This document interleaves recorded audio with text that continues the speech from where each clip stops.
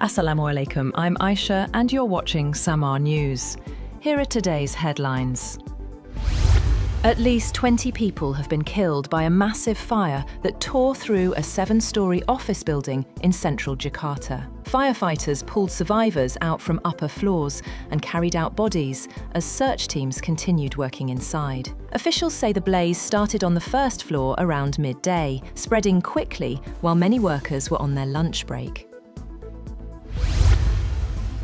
The Kremlin has pushed back at European claims that President Vladimir Putin wants to restore the Soviet Union or attack a NATO member. Dmitry Peskov called the allegations complete stupidity, saying Putin has long said restoring the USSR is impossible. His comments followed German Chancellor Friedrich Merz warning that Moscow aims to target NATO as Western leaders met Ukraine's president in London to discuss more military support.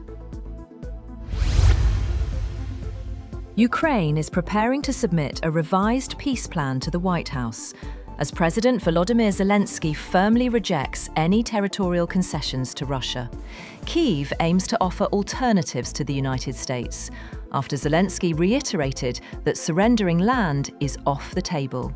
He said during a press briefing with European and NATO leaders they have no legal right to do so under Ukrainian law, constitution and international law.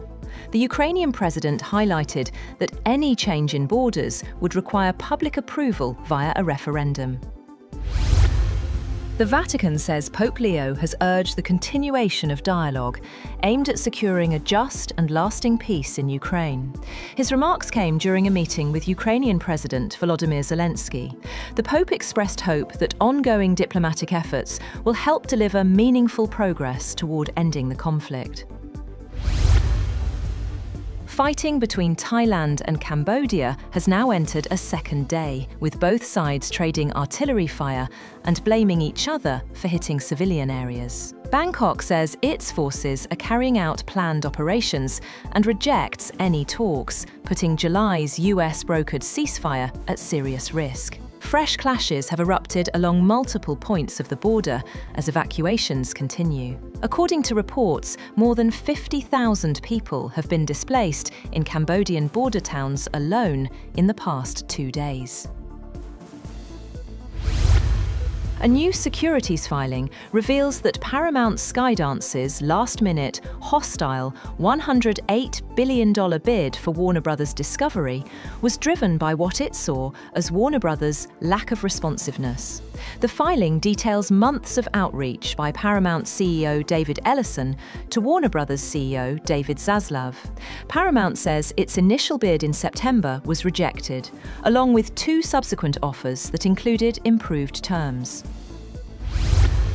The US Supreme Court is set to hear arguments in a major Republican-led challenge to federal limits on coordinated campaign spending. The case involves Vice President J.D. Vance, whose 2022 Senate run is at the center of the dispute.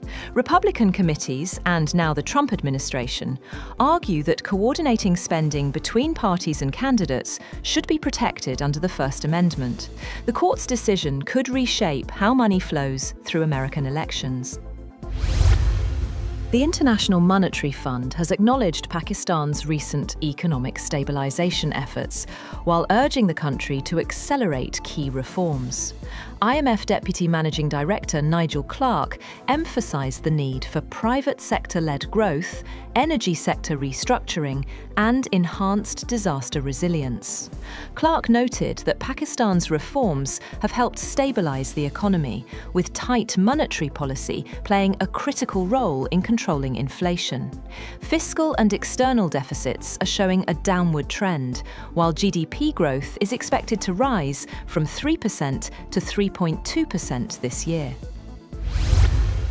The US Justice Department said that 2 Chinese men are in custody for allegedly smuggling Nvidia H100 and H200 chips to China, as President Donald Trump gave the green light for Nvidia to export its H200 chips to Beijing.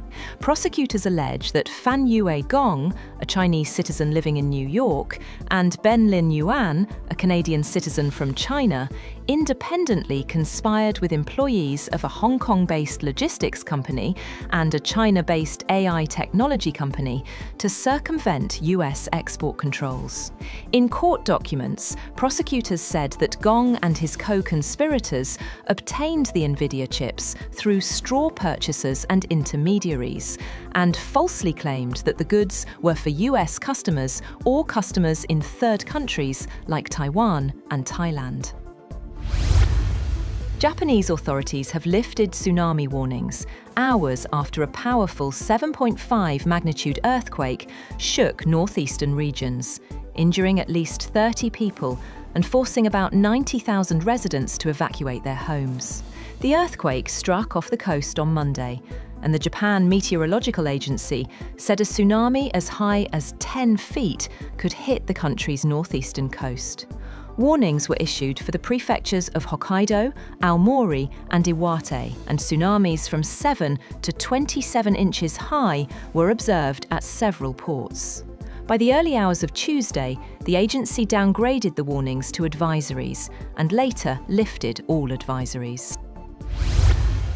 Global leaders have pledged $1.9 billion to advance polio eradication, accelerating efforts to protect 370 million children from polio each year amid significant funding cuts.